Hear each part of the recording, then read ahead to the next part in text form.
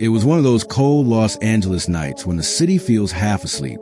Soft rain had been falling for almost an hour, turning the streets into dark mirrors that reflected every yellow streetlight. Most people were already home. The usual noise of traffic had faded into a distant hum. Johnny Depp was walking alone. No security, no entourage, no phone pressed his ear, just a long black coat, slightly wet at the shoulders, messy dark hair falling over his forehead, and that quiet, unreadable expression the world had seen 1,000 times on screen. He walked with his hands in his pockets, like a man who had nowhere urgent to be and nothing left to prove. He had been thinking about nothing in particular. Sometimes the best nights are the ones where the mind finally goes quiet. The rain tapped gently on the pavement. A distant car horn sounded somewhere far away. For a few moments, the city almost felt peaceful. Then he heard her. It wasn't a full scream. It was smaller than that. A frightened, broken voice coming from a narrow alley on his right. Please just let me go. I didn't do anything, please. Johnny stopped walking. He didn't turn immediately. He stood still for 2 full seconds, listening.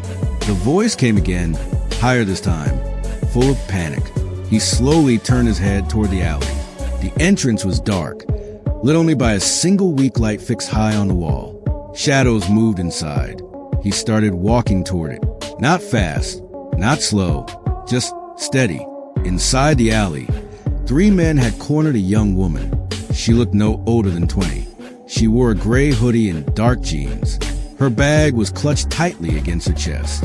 One of the men was pulling at the strap. Another had a hand in her hair, forcing her head back. The third stood closest to her face, speaking in a low, ugly voice. They were laughing. Johnny reached the mouth of the alley and stopped. Rain dripped from the edge of his coat. He watched them for a long moment without saying a word. One of the men finally noticed him. "Hey!"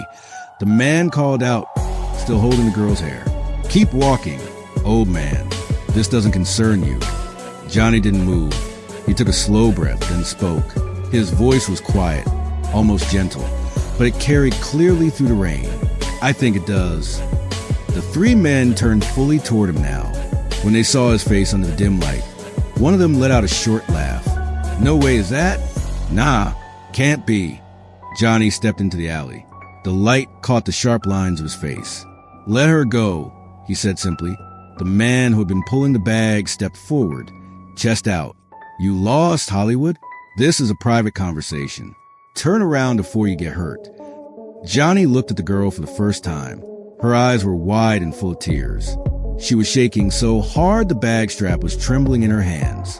She looked at him the way people look at a door that might open or might stay closed forever. He turned his eyes back to the man. "I'm going to ask one more time," Johnny said. "Let her go. Walk away. And we can all pretend this night never happened."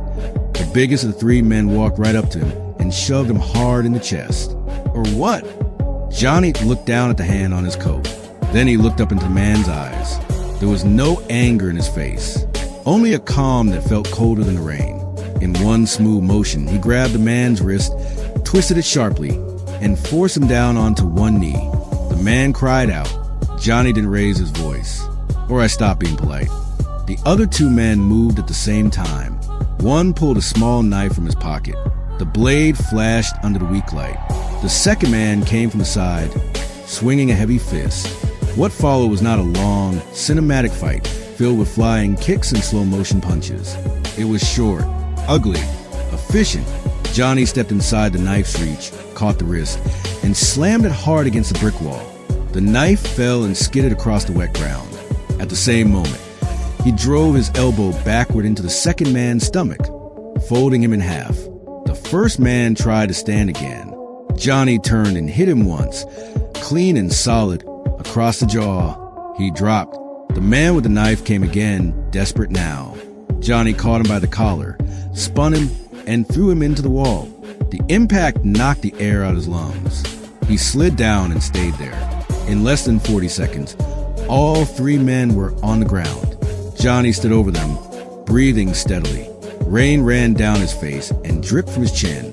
He adjusted the collar of his coat, then walked past the groaning men and stopped a few feet away from the girl.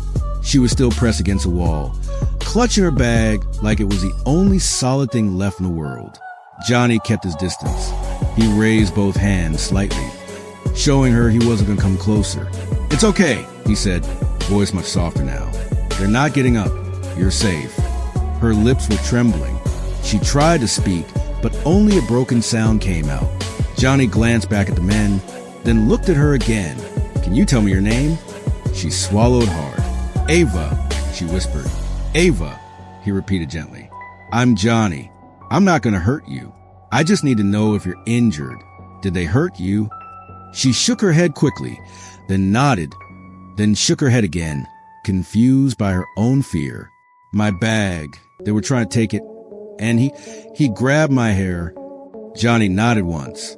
He turned, walked over to where her bag had fallen, picked it up carefully, and held it out to her without stepping any closer. "Here, take it." Ava reached out with shaking hands and took the bag. The moment it was in her arms again, her shoulders collapsed and she started crying properly. Quiet, exhausted sobs that she had been holding back. Johnny waited. He didn't try to comfort her with empty words. He simply stood there in the rain, a quiet presence between her and the three men on the ground. After a while, he spoke again. "Do you have someone you can call? Family? A friend?" She nodded, wiping her face with her sleeve. "My roommate. She's close." "Call her. Tell her where you are. I'll stay until someone comes for you or until the police arrive, whichever happens first."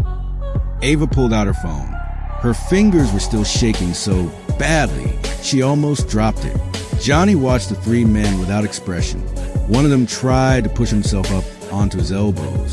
Johnny walked over, placed his boot lightly on the man's shoulder, and pressed him back down. "Don't," he said quietly. "You're done for the night." In the distance, sirens began to rise. Johnny had already called the police while the girl was still frozen against the wall. He had done it without taking his eyes off the men. 2 police cars arrived within minutes, lights cutting through the rain. Officers stepped out quickly. They took one look at the 3 men on the ground and another look at the young woman crying quietly and understood the situation without needing many words. As the officers handcuffed the men, one of them glanced at Johnny and froze. "Sir, are you?" Johnny gave a small, tired half smile. "Just a guy who was walking by." The officer looked like he wanted to say more, but professional training won. He simply nodded and turned back to his work. Ava was being spoken to gently by a female officer. After a few minutes, she walked over to Johnny. Her eyes were still red, but some of the terror had left her face. She stopped in front of him. For a long moment, she couldn't find the words. "You didn't have to stop," she said finally, her voice barely above a whisper. "Most people wouldn't have. They would have kept walking." Johnny looked at her for a few seconds. Rain continued to fall between them. "I've walked past enough things in my life that I regret," he said quietly. "I decided a long time ago I wouldn't add another one."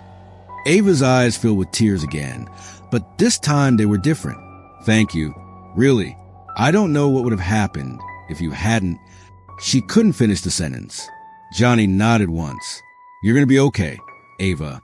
Tonight was ugly, but it's over. Let the officers take care of the rest.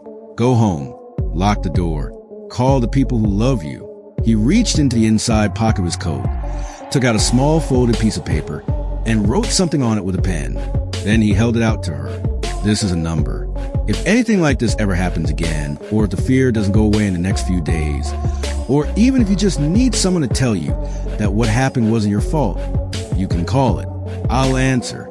Ava took the paper with both hands, holding it carefully as if it might disappear. "I don't know how to repay you." Johnny almost smiled. "You don't. Just live your life without letting this night own you. That's enough." The female officer called Ava's name softly.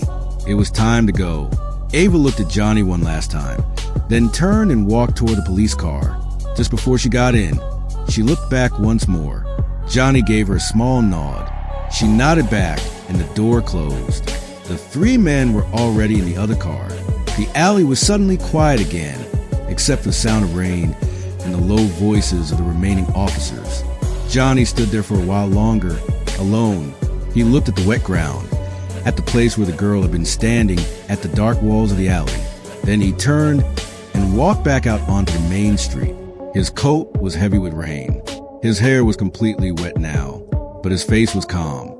He walked the same way he had been walking before everything started, hands in his pockets, unhurried, as if nothing unusual had happened at all. Streetlights passed over him one by one. The city continued around him, mostly unaware. Somewhere behind him, police radios crackled. Somewhere ahead of him, the night waited. Most people spend their lives hoping someone will appear when the world becomes dangerous. Sometimes that someone is just a man who decides, for one quiet moment, not to keep walking, and then disappears back into the rain.